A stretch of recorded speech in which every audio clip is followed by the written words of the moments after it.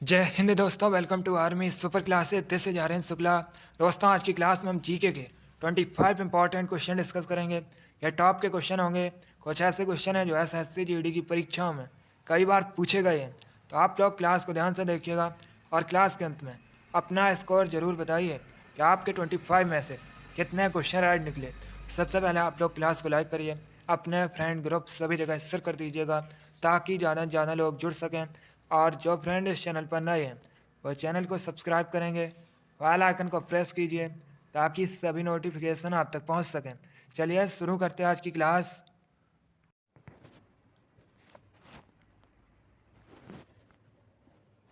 Question number first के लिए answer करिए। क्वेश्चन है, निम्न में से कौन इनपुट डिवाइस नहीं है? ये चार ऑप्शन दिए गए हैं। ऑप्शन इस प्रकार हैं। Option number A camera, option number B printer, option number C keyboard या ऑप्शन नंबर डी माउस। बताइएगा इनमें से कौन सा इनपुट डिवाइस नहीं है। सभी लोग आंसर दीजिए। बहुत अच्छे, गुड। पहले ऑप्शन को ध्यान से पढ़िए, उसके बाद ही आंसर दीजिएगा। इसका right answer option number B होगा, printer. Yes, option number B correct answer है। प्रिंटर एक इनपुट डिवाइस नहीं है, इसलिए option number B correct answer होगा। प्रिंटर एक आउटपुट डिवाइस है। बाकी आप लोग याद रखिएगा, कैमरा, कीबोर्ड, माउस ये सभी इनपुट डिवाइस हैं। जिसने भी क्वेश्चन नंबर फर्स्ट का ऑप्शन नंबर बी दिया है उनका राइट आंसर है। Very good. आगे बढ़ते हैं।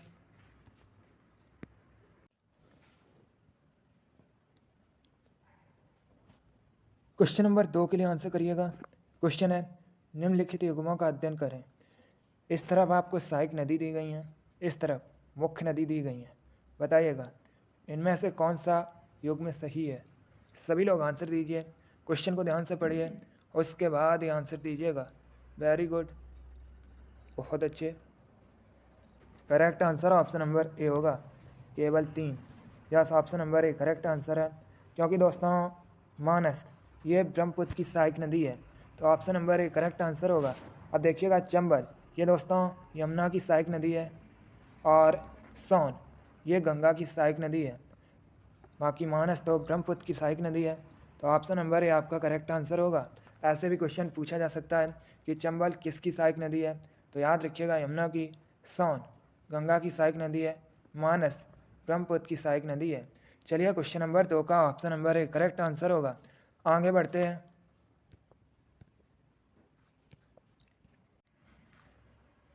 क्वेश्चन नंबर 3 के लिए आंसर करिए। इंपॉर्टेंट क्वेश्चन है, आपके एग्जाम में पूछा हुआ क्वेश्चन है। क्वेश्चन है, मायोपिया क्या होता है?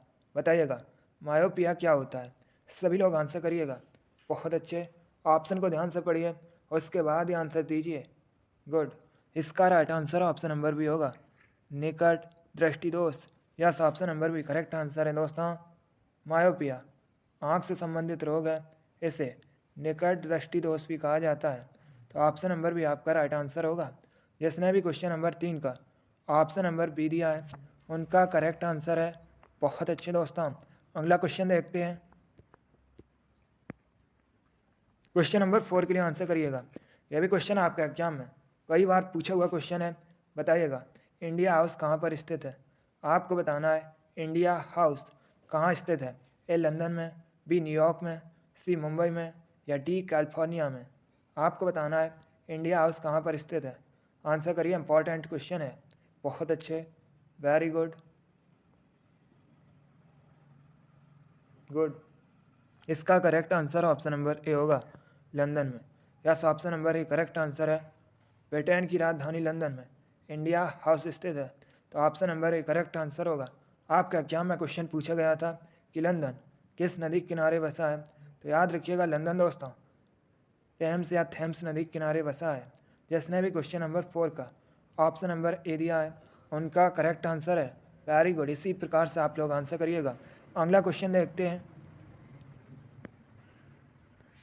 क्वेश्चन नंबर 5 के लिए आंसर करिएगा। हिस्ट्री संबंधित क्वेश्चन है। क्वेश्चन है, किस मुगल बादशाह ने हिंदुओं पर लगने वाले जजिया कर को समाप्त कर दिया था। आपको बताना है किस मुगल बादशाह ने हिंदुओं पर लगने वाले जजिया कर को समाप्त कर दिया था। ए अकबर ने, बी हुमायूं ने, सी शाहजहां ने या डी जहांगीर ने। इसका right answer option number A होगा, अकबर ने। Yes, option number A correct answer है, अकबर ने हिंदुओं पर लगने वाले जजिया कर को समाप्त कर दिया था? तो option number A correct answer होगा। आगे बढ़ते हैं। क्वेश्चन नंबर 6 के लिए आंसर करिएगा। इंपॉर्टेंट क्वेश्चन है, बताइएगा सिडबी का मुख्यालय कहाँ पर है? आपको बताना है सिडबी का मुख्यालय कहाँ पर है। आंसर सभी लोग दीजिएगा। बहुत अच्छे, गुड। आपको बताना है सिडबी का मुख्यालय हेडक्वार्टर कहाँ स्थित है? सिडबी भारतीय लघु उद्योग विकास बैंक। एग्जाम में इसमें आपसे पूछा जा सकता है कि सिडबी का फुल फॉर्म क्या होता है, तो याद रखिएगा small industry development bank of India. स्थापना कब हुई थी? 1990 में, 1990 में स्थापना हुई थी।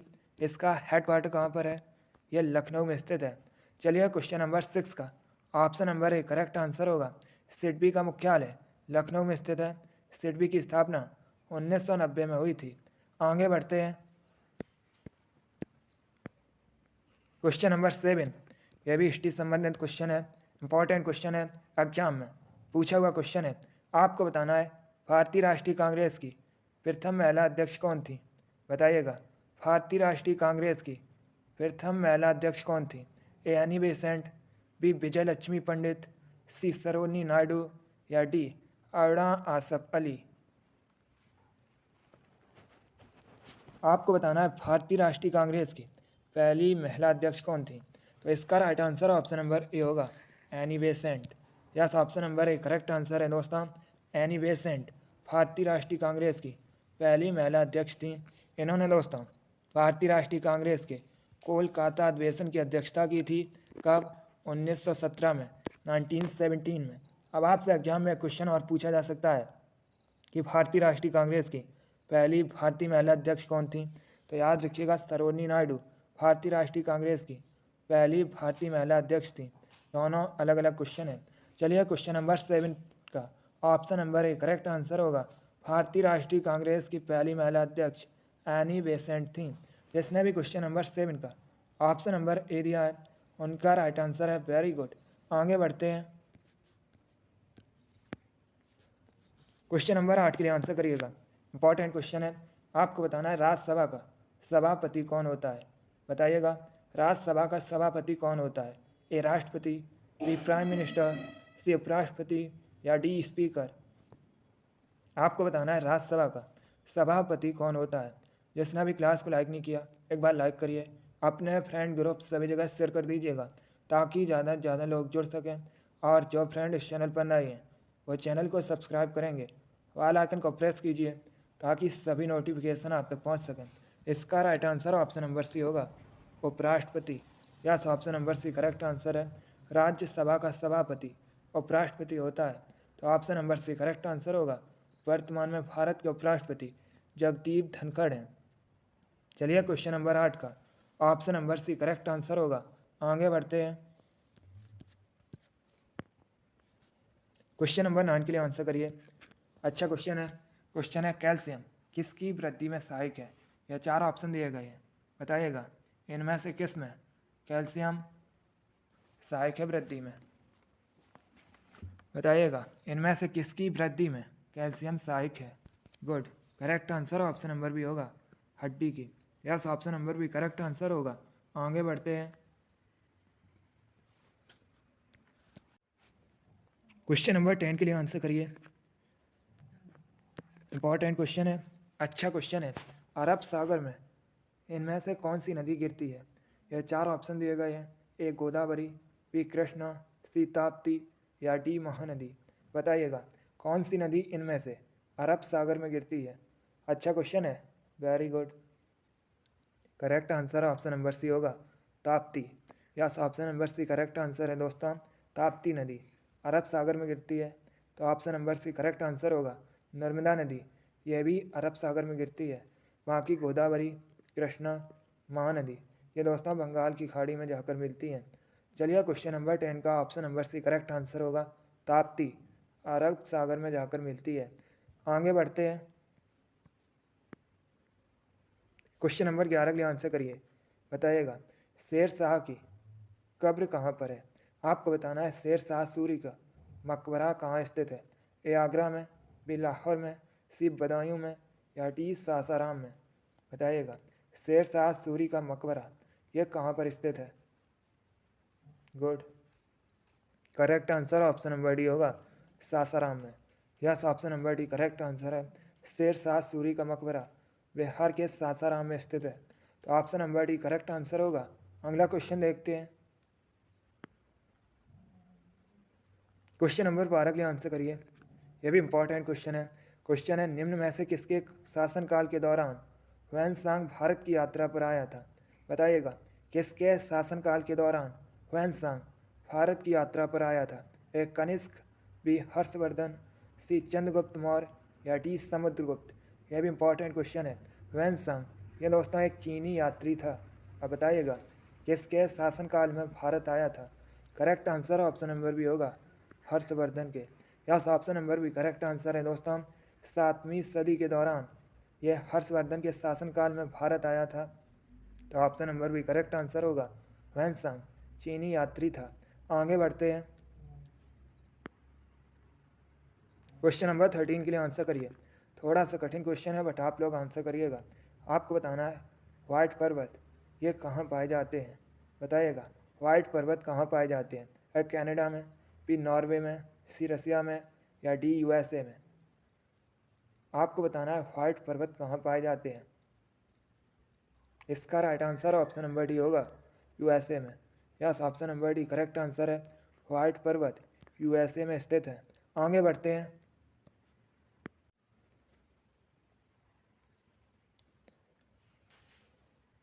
क्वेश्चन नंबर 14 के लिए आंसर करिए। अच्छा क्वेश्चन है। बताइएगा, रडार यंत्र किस काम में आता है? आपको बताना है रडार किस काम में आता है। ऑप्शन को पढ़िए और उसके बाद आंसर दीजिएगा। आपका एग्जाम में क्वेश्चन पूछा गया था कि रडार का फुल फॉर्म क्या होता है, तो याद रखिएगा रडार का फुल फॉर्म होता है रेडियो डिटेक्शन एंड रेंजिंग। अब बताइएगा, यह किस काम में आता है? Right answer option number D होगा, जहाज़ों की गति, स्थिति व दिशा मापने के लिए। तो ऑप्शन नंबर डी आपका राइट आंसर होगा। आगे बढ़ते हैं। क्वेश्चन नंबर 15 के लिए आंसर करिए। बताइएगा, विश्व में सबसे अधिक कॉफ़ी का उत्पादन किस देश में होता है? आपको बताना है विश्व में सबसे अधिक कॉफ़ी का उत्पादन किस देश में होता है? गुड। बताइएगा, विश्व में अधिकतम कॉफ़ी उत्पादक देश है? Ethiopia, B Sri Lanka, C Bharat, या डी ब्राज़ील? इसका right answer option number D होगा, Brazil. Yes, option number D correct answer है। विश्व में सबसे अधिक कॉफ़ी का उत्पादन ब्राज़ील में होता है, इसलिए option number D correct answer होगा। अब अगर आपसे एग्जाम में पूछा जाए भारत के किस राज्य में सबसे अधिक कॉफ़ी का उत्पादन होता है, तो याद रखिएगा कर्नाटक में दोस्तों भारत में सबसे अधिक कॉफ़ी का उत्पादन होता है। और अगर आपसे पूछा जाए भारत में सबसे अधिक चाय का उत्पादन किस राज्य में होता है, तो याद रखिएगा असम में भारत में सबसे अधिक चाय का उत्पादन होता है। चलिए, क्वेश्चन नंबर 15 का option number D correct answer है। विश्व में सबसे अधिक कॉफ़ी का उत्पादन, अधिकतम कॉफ़ी उत्पादक देश ब्राज़ील है।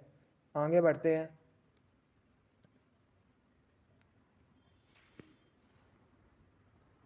क्वेश्चन नंबर 16 के आंसर करिएगा। ये क्वेश्चन आपका एग्जाम में पूछा हुआ क्वेश्चन है। क्वेश्चन है, अकबर और हेमू के बीच पानीपत का द्वितीय युद्ध कब हुआ था? ऐसे भी क्वेश्चन पूछ लेते हैं कि पानीपत का द्वितीय युद्ध यह किन के बीच हुआ था, तो याद रखिएगा अकबर और हेमू के बीच। अब बताइएगा किस सन में हुआ था, कब हुआ था? करेक्ट आंसर ऑप्शन नंबर भी होगा 1556 में, 1556 में पानीपत का द्वितीय युद्ध हुआ था, तो option number B correct answer होगा। अगला क्वेश्चन देखते हैं।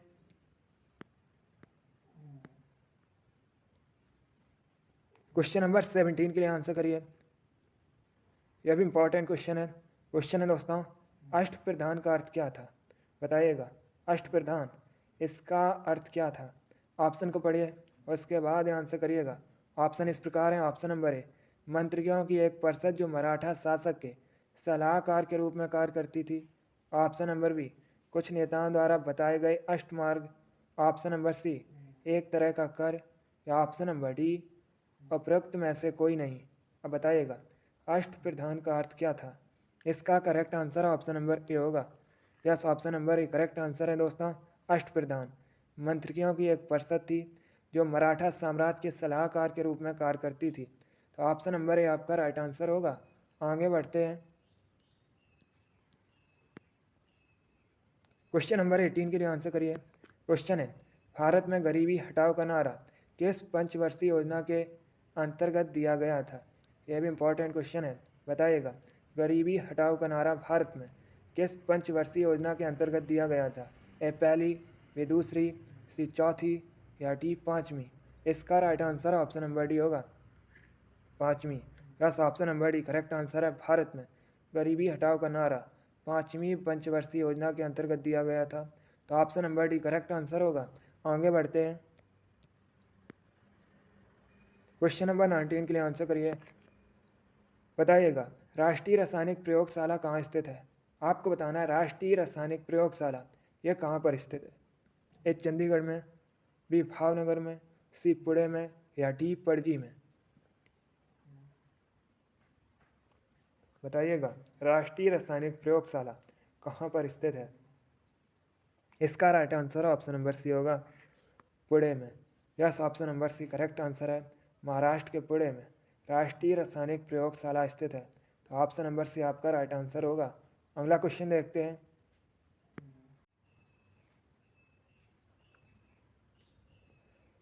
क्वेश्चन नंबर 20 के लिए आंसर करिए। क्वेश्चन है, दक्षिण अफ्रीका से लौटने पर महात्मा गांधी ने प्रथम सत्याग्रह कहाँ शुरू किया था? बताइएगा। आपको बताना है दक्षिण अफ्रीका से लौटने के बाद महात्मा गांधी का प्रथम सत्याग्रह कौन सा था? Right answer option number C होगा, Champaran. Yes, option number C correct answer है दोस्तों। दक्षिण अफ्रीका से लौटने के बाद महात्मा गांधी का प्रथम सत्याग्रह चंपारण का था, तो option number C correct answer होगा। अब आपसे पूछा जा सकता है कि चंपारण का आंदोलन यह किस सन में हुआ था या किस वर्ष हुआ था? तो याद रखिएगा 1917 में, 1917 में हुआ था। चलिए, क्वेश्चन नंबर 20 का option number C correct answer होगा। आगे बढ़ते हैं। क्वेश्चन नंबर 21 के लिए आंसर करिए। क्वेश्चन है, महाराष्ट्र में जो एलोरा की गुफा है उसका निर्माण किसके शासनकाल में हुआ था? पहली बात तो आप लोग याद रखिएगा, एलोरा की गुफा महाराष्ट्र में है। अब बताइएगा, इनका निर्माण किसके शासनकाल में हुआ था? ए राष्ट्रकूट, बी पल्लव, सी पाल या डी चोल? सभी लोग आंसर करिएगा। बहुत अच्छे।